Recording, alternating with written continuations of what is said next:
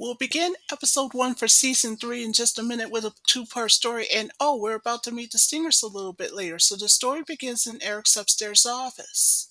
Now you're probably wondering, why is Eric being all upset? It's because he told the mistress about the bills that they had in hotel rooms and everything else. So Eric wants to know what's the big deal, and then Roxy explains, well, you know how a girl is. They wanted to have some fun. Roxy's not kidding. So Eric made the threat clear to the mistress to say this behavior has got to change, because if it doesn't, then the record company's going to go broke. It'll run out of money. But you can tell right about then that Pizzazz chose to ignore him. Then Pizzazz made her case to tell Eric that she's being fed up with being told of what to do and what not to do. Just remember one thing, Pizzazz says. My father owns this company, remember? That made Eric very upset. So you know what this means. For Eric, he had reached his limit, and so he walked off. So Stormy says, where are you going? Then Eric decided to plead his case to say he is so fed up with all the demands and complaints from his bandmates all the time. So in other words, in Eric's case, he told the mistress, I'm coming back to be neither as a manager or nothing at all. So after that, he left.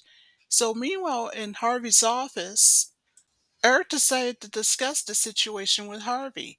So Harvey declined the deal that Eric wants from him and told him that the reason why he bought the record company in the first place is because it's the only thing that'll make his daughter happy.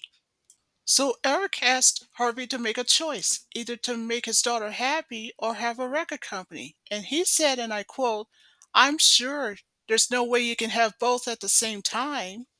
So Eric agrees to give Harvey the bills that he wanted them to be paid. So Harvey looked at them and thought, So Harvey, after he thought it over, and says, you may have a point there. Then Eric says, Harvey, don't you get it? The record company's going broke. So Harvey said to Eric, all right, I'll tell you what I'll do. I'll give you the best offer there is. Even you couldn't refuse. Then Harvey said, first of all, you have to make sure that the misfits are under your contract. Okay, Eric said. Then Harvey said, second of all, you have to pay double than what it's worth. But you see, there's a problem, Eric says. I've already paid with every dime I've got. That's true, Harvey says, but the problem is you have to pay twice than what it's worth. In other words, Eric has to pay double or else there's not going to be any deal at all. So Eric says, wait a minute, maybe we can work something out. Don't worry, Harvey, Eric says. Somehow, one way or another, I'll come up with the money, and if it means I have to sell everything I own, then so be it. So at Eric's house, that's exactly what he did. Now remember, that's the same house that Jerrica's been to since season 2, episode 25. He sold everything, his furniture, his car, well, except his clothes, of course, and even his own house. The realtor told Eric the good news that he found the buyers who could buy his house. Well, thank you very much, Eric said. But the realtor wants to know, where are you going to be? Well, don't worry about it, Eric says. I'll think of something. So back at Misfits Music, you know what this means? That means Eric will have to move in there for a while, just temporarily. So you know what he did? He went back to his own upstairs office to tell the Misfits the good news. The Misfits were puzzled and asked, what are you so happy about? Well, it just so happens you're looking at the new owner of Misfits Music, Eric said. But Pizzazz could tell that something was off and told Eric, wait a minute, my father wouldn't do anything like that. Well, it just so happens that your father is a businessman after all, Eric says, and he's not kidding. Oh, here's something that's even better, Eric says. Whatever expenses you make from now on, it'll be from your pockets and not from me. And by the way, Eric says, I just come up with a new record company name and then asked the missus of what they thought of Raymond Records as the new name. So you can tell that the misfits are not exactly happy about it. At first, Roxy was going to plead her case, but then Eric just cuts her off and says, now just remember, you're under contract. By yours truly, of course, Eric said. So Possess says, really? And what are we going to do about it? Play our instruments and be forced to? Face it, Pizzazz says. Without us, you won't even survive. Well, you're not the only band, Eric says. Really? You mean you're going to replace us? Pizzazz asked. Well, I'll be surprised if you tried that, Pizzazz said. And so they walked out of Eric's office after he said, As a matter of fact, I just might. I hope. Meanwhile, at Starlight Music's upstairs office, Joanne Stewart is talking to Jerrica about financial issues and how most of the money is going to charity. Then Asha went ahead and answered the phone call, and it's for Jerrica, and it's Lindsay Pierce, and she just told Jerrica that there's some good news. So at Lindsay's apartment, that's when Lindsay says, word has it there's a new band and it's coming from Germany, the Stingers, that is. Oh, we're about to meet them in just a minute. Also, here's some even better news. Lindsay also says that the Stingers are looking for a record deal in America. So what she wants to know from Jerrica back in the Starlight Music's upstairs office is she would meet with the Stingers when they were performing at the club later on that evening. Jerrica was more than happy to hear this news. So you know what this means. Jerrica went ahead and wrote down the club's address and the time that they were supposed to be there. Anyway, Jerrica thanked Lindsay and ends the phone call. So you know what this means. Jerrica and Kimber will have to go to the club cool. So that's what they did later on that evening. So meanwhile there, so as planned, Jerrica and Kimber went to their reserved table thanks to the manager who owns the club. But what they didn't know is that they weren't alone because Eric is also there. Well, it looks like Jerrica's going to have a competition on her hands now that Eric has arrived. So he told Eric and Kimber when he approached them and asked the question, shouldn't you two be home babysitting or something? So Jerrica says, let me guess, you're here to grab the stingers if they're good enough, right? Well, you got that part right, Eric says. And that's how business works around here.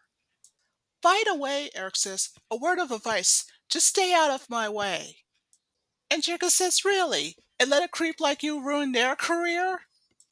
I don't think so, Jerrica said. So the same club owner that was behind Jerrica suggested a different table for herself and Kimber. Thanks a lot, Jerrica said to the owner. So Jerrica and Kimber were escorted to a different table instead to get away from Eric, of course. Well, when the Benton sisters sat down, you can tell that Kimber's really annoyed. But Jerrica tries to cheer up her sister the best way she knew how. She says, Don't worry, I'm not going to let Eric push us around as long as we're here. So finally, minutes later, when the Stingers arrived and appeared on stage, their fans screamed and they cheered. So the leader of the group turns around and introduced himself. By the way, his real name is Roy Llewellyn, but he goes by the name of Riot. Sitting in the audience was Eric. Now you can tell when he looked over his shoulder, he seems very delighted that this plan will work. Anyway, Riot went ahead and introduced his bandmates to all the fans. So the next one up is the keyboardist of the band, Phoebe Ashe, aka Minx. Last up is Ingrid Kruger, aka Rapture. Anyway, as the fans continue to cheer them on before the set can begin, that's when Jerrica looks at Kimber and says, Let's just hope that their song is as great as they're at. Anyway, so what better way for the Stingers to begin their set with a theme song of their own? Well, as you can tell, throughout the entire song, every woman there was were enchanted by the charms of Riot, the leader of the Stingers. And of course, that would include Kimber. So she went up to see Riot of the Stingers as well.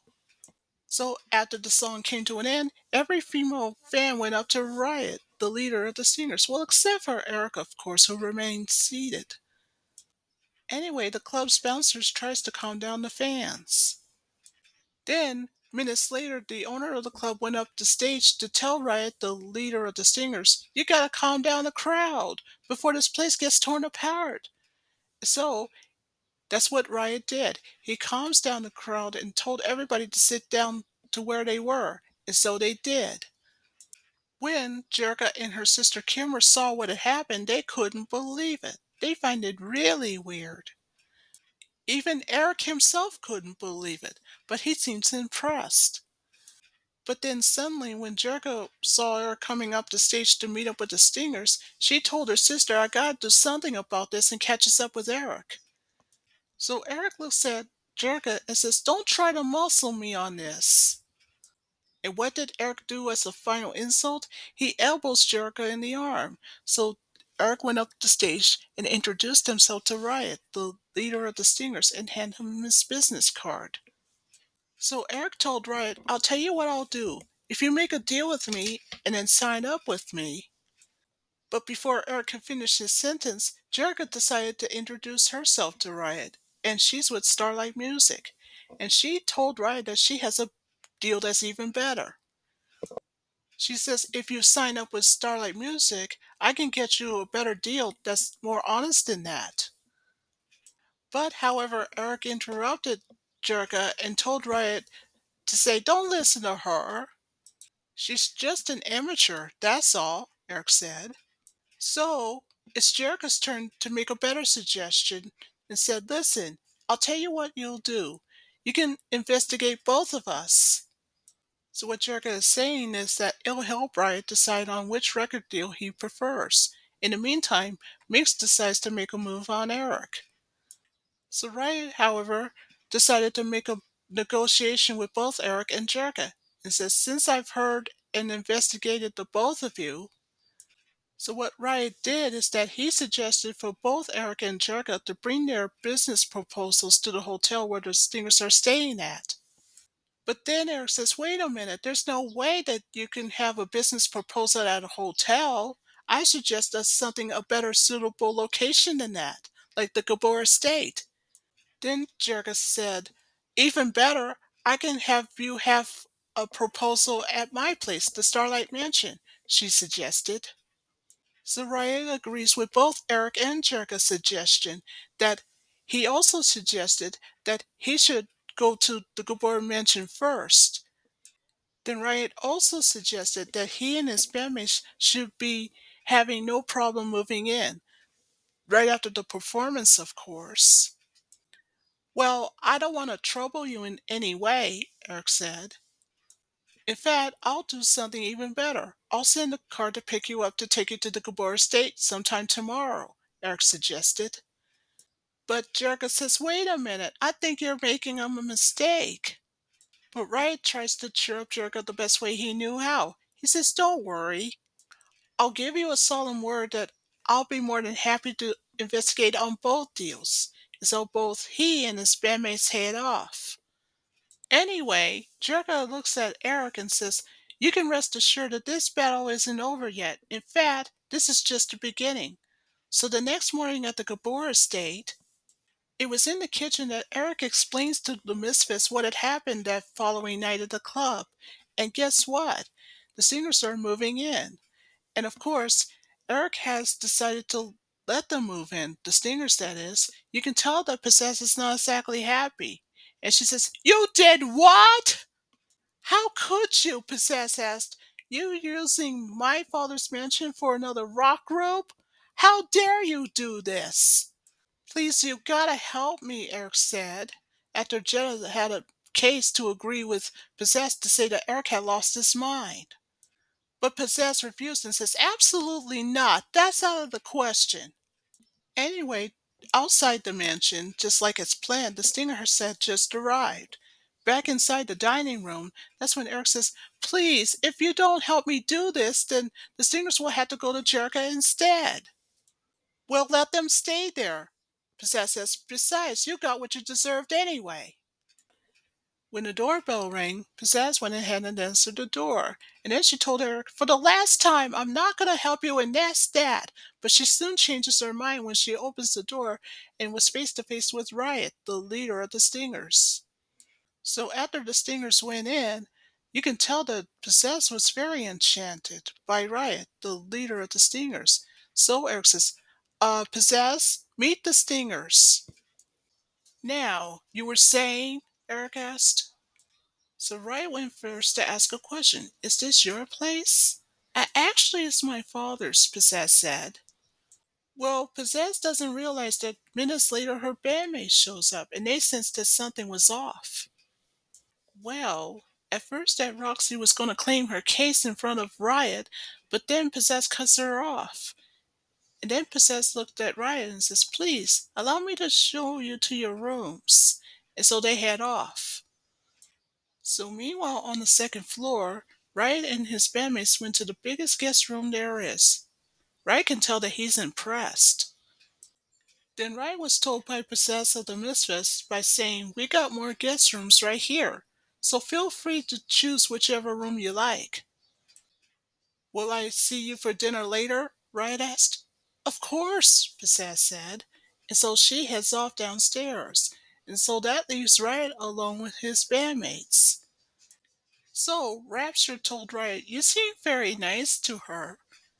"Well, it's true," Riot says. "She's rich, she's very influenced, and of course, even better, she knows the music business."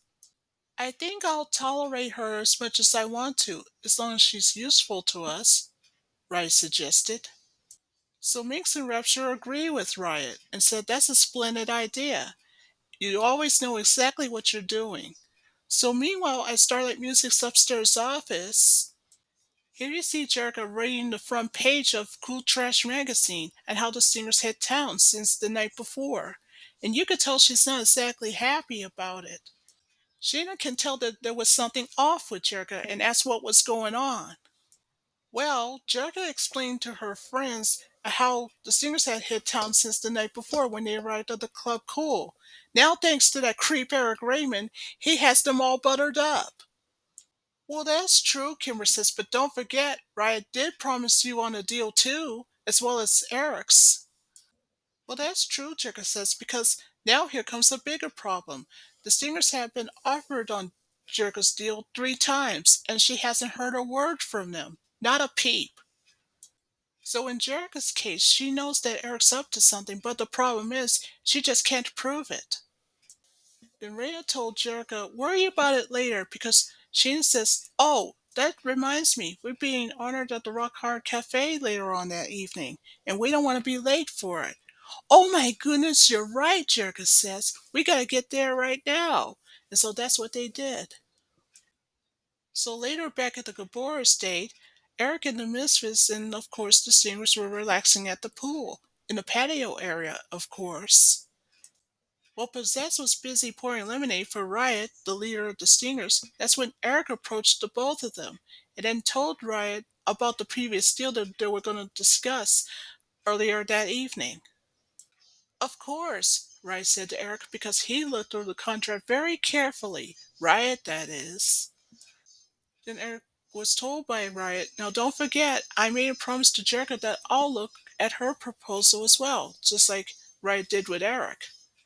"That's true," Eric says, "but you haven't accepted Jerrica's deal, did you?" "No, I didn't," Riot said.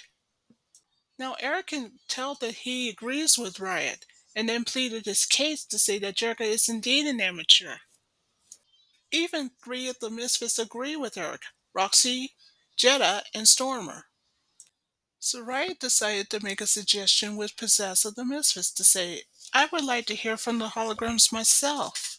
Of course, in Riot's case, it will make him very happy if Possess could agree to go with him. So Possess not only agrees to go with him, but so were his bandmates, Minx and Rapture. Before Minx and Rapture can head off, Minx made her case with Eric to say, "I guess you are typical." Anyway, Rapture was given permission by Possess to take the Quartz Crystal with her. Of course, the rest of the Misfits refused to go with Possess. So Possess told her bandmates, "Well, since you feel that way, I'll see you later. Much later." And so she heads off. So later at the Rock Hard Cafe, not only were the holograms are there, and so was Rio, and of course, everybody was more than happy to see that the holograms are being inducted into the Rock and Roll Hall of Fame. Of course, Jen was more than happy to announce to say that she owes it all to Rio. And of course, if it wasn't for him, then none of it would have been possible. Then, while that's going on, the Stingers, along with Possess of the Misfits and Eric, show up minutes later. Anyway, the Stingers fans wanted their autographs. Jim and Rio, who were on stage hugging each other, they looked over their shoulders and they just couldn't believe what they seen. Even Kimber and Rhea couldn't believe it. And then Kimber said, "It's the Stingers." "Well, good, I could speak with them," Jim said. "Please be careful," Asha says, because she said in her case that Jim will fall over Riot just like all his fans did. So Jim agrees with Asha and says, "I think you're right." So anyway, long story short, after the leader of the Stingers Riot refused to give any autographs to any of his fans, along with the rest of his bandmates, that's when Jim told her bandmates, "Maybe I have another way." She says that, "I know a way to get the Stingers' attention." So what did the holograms do? They did the exact same song as they did 2 seasons ago, "Like a Dream." So when the song came to an end, Riot decided to speak with Jim. So that's what he did. He went up the stage to meet with her. So he told Jim, "Gee, you look beautiful." "Why, thank you very much," Jim said. But then minutes later, Eric shows up to say, "I think it's time for us to leave," but then Riot just brushes him away. Then Rio shows up minutes later. He says, "Get your hands off of her. You're not taking her." "Oh, yeah?" Riot says. "Get out of my way." Next thing you know, both Riot and Rio were having a confrontation with each other. Jim tries to break it up, but she is unsuccessful. But then, finally, at long last, Jim had to separate Rio and Riot. And then she looked at Rio and says, "What's going on with you?" "Well," Rio said when he pleaded his case, "I thought he was bothering you." "Of course he's not bothering me," Jim says. "It's just that we got a lot to discuss. That's all." So Jim escorted Riot to meet her bandmates, the holograms, Kimber, Asha, Shayna, and Rhea. So Riot said to the four women, "Pleased to meet you. As a matter of fact, you ladies are more beautiful as you are in your music." So Kimber thanked Riot for the compliment and then tells Jim, "Come on, let's find a quiet place where we can talk." And so both Jim and Riot head off. After Jim and Riot head off, Rio shows up to say, "I think you ladies all gone too soft in the head." But Asha told Rio that she's not, because she sensed that something was off with Riot and she couldn't figure out what. Then Asha said in her case to Rio that she didn't like the way that Jim's been treating him lately. So Rio made a suggestion. "I'll keep an eye on them, just in case," and so he heads off. Anyway, Minx of the Stingers, who was with Eric, just watched Rio passing her by. So Minx wants to know from Eric, who's he? "Well, he's usually Jerrica's boyfriend," Eric said. "Well," Minx says when she makes her case, that "I can steal him away from the two women."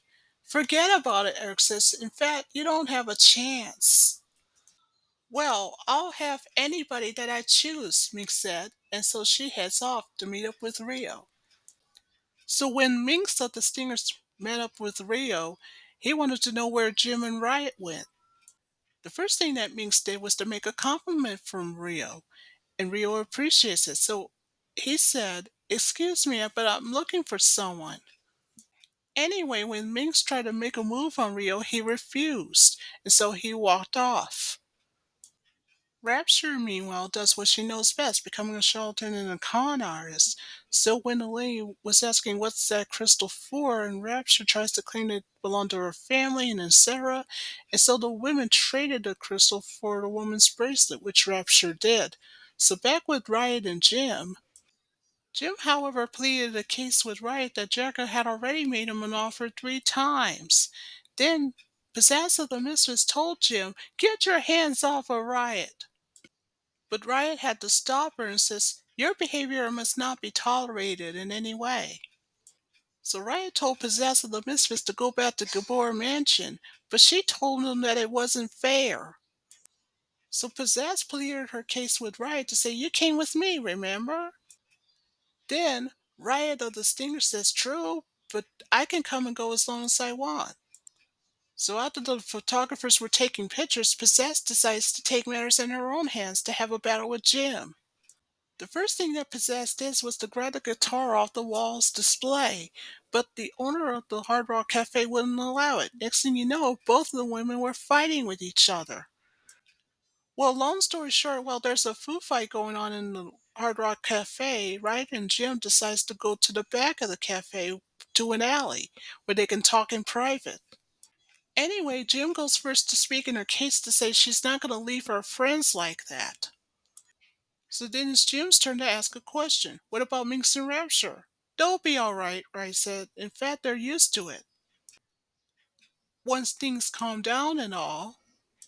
So Riot told Jim that there's a place where no one could bother them. Back inside the cafe, once the food fight has settled down, that's when Kimber and Rio saw the glittering gold roaster leaving the cafe. So Rio made a suggestion that he should fight Jim and Riot, and Minx agrees to go with him. Later, Erica's with Possess of the Misfits and Rapture of the Stingers. So Possess wants to know from Eric, what are we supposed to do about it?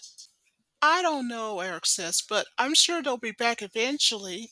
But in the meantime, Rapture agrees to go with Possess back to the Gabor estate. Anyway, back with Jim and Riot, Riot agrees to give Jim his full name, his background, his father being in the army, and etc. Anyway, so even though Jim refused to give away her identity, so you're the Lady of Mystery, right? Riot asked. Well, I know it's terrible, right? It just drives Rio crazy. Anyway, long story short, after Riot and Jim have a conversation with each other, they go to the cliff to where the harp is. Anyway, you can tell by the view of it. It looked marvelous. So, anyway, we go to the Perfect Match song by the Stingers. So, it was during the entire song that Riot wanted to make a case clear with Jim that she should be with him and not Rio and etc. So after the song came to an end, Riot kissed Jim on the top of the cliff. Uh-oh, it looks like Jim has a love triangle on her hands. But which man will she end up with, Riot or Rio? And of course, Riot has himself to make a choice. Which record deal will he be with? Would he be with Jerrica's or with Eric's? So that's the end of episode 1 in part 1.